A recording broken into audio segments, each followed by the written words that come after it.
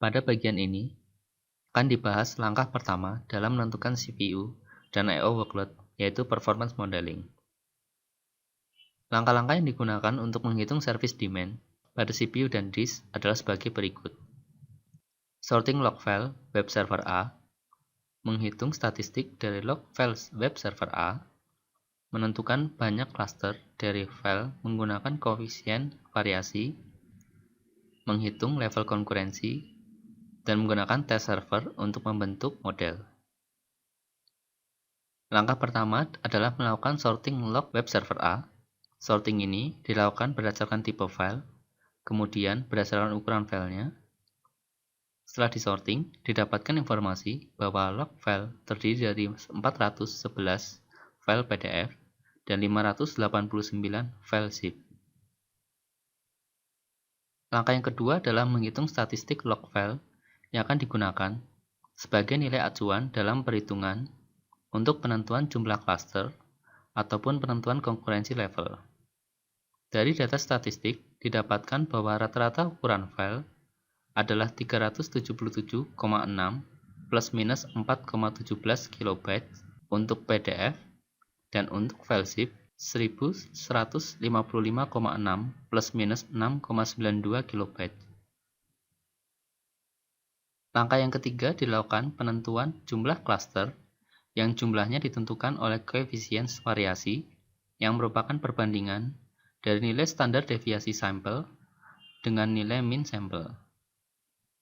Jika koefisien kurang dari 0,25, berarti file dapat diidentifikasi sebagai satu cluster. Namun, jika lebih dari 0,25, diperlukan metode lain yang bisa jadi jumlah cluster lebih dari satu. Pada kasus web server A, hasil perhitungan menunjukkan bahwa hanya ada satu kelas untuk file PDF dan satu kelas untuk file zip. Langkah yang keempat adalah menghitung konkurensi level, di mana nilai konkurensi adalah total waktu yang dibutuhkan untuk mendownload keseluruhan file untuk setiap kelas dibandingkan dengan interval waktu yang digunakan sebagai standar pengukuran. Nilai ini digunakan untuk menghitung banyaknya file yang dapat di-load secara bersamaan dari setiap kelas. Traffic intensitas web server dapat dinaikkan atau diturunkan dengan memodifikasi rasio konkurensi level untuk file PDF terhadap zip.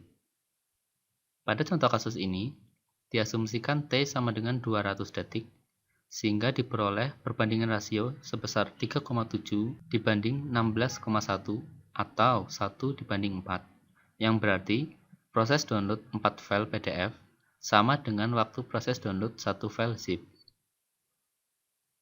Langkah yang kelima adalah penggunaan test server. Dimisalkan, tersedia 6 ukuran test file yang berbeda, seperti pada gambar berikut. Dengan menggunakan test server ini, dihitung waktu pemrosesan CPU dan I/O saat file didownload oleh beberapa user sekaligus. Sehingga didapatkan grafik waktu pemrosesan CPU sebagai berikut. Dari grafik ini didapatkan persamaan regresi untuk CPU time, yaitu 0,1046 dikalikan file size dalam kilobyte dikurangi 0,0604. Dan untuk waktu pemrosesan I/O didapatkan persamaan regresi, yaitu 0,4078 dikalikan file size dalam kilobyte ditambah 0,2919. Kedua persamaan regresi tersebut akan digunakan untuk menghitung service demand dari CPU dan disk yang ada dalam web server A. Service demand ini merupakan fungsi waktu yang dibutuhkan oleh CPU dan I/O untuk memproses layanan. Langkah ketujuh adalah mendapatkan service demand dari web server A, yaitu seperti perhitungan berikut, di mana untuk mencari service demand pada disk dikalikan dengan 0,5 karena file disimpan pada 2 disk dari total 4 disk. Dan karena file tidak ada pada 2 disk yang lain, maka service demand untuk kedua disk tersebut sama dengan 0. Dari hasil perhitungan pada slide sebelumnya, didapatkan data service demand pada tabel berikut, yaitu untuk service demand CPU sebesar 39,4 ms untuk PDF dan 120,8 milisecond untuk file zip, sedangkan untuk service demand disk sebesar 77,1 milisecond untuk PDF dan 235,8 milisecond untuk file zip.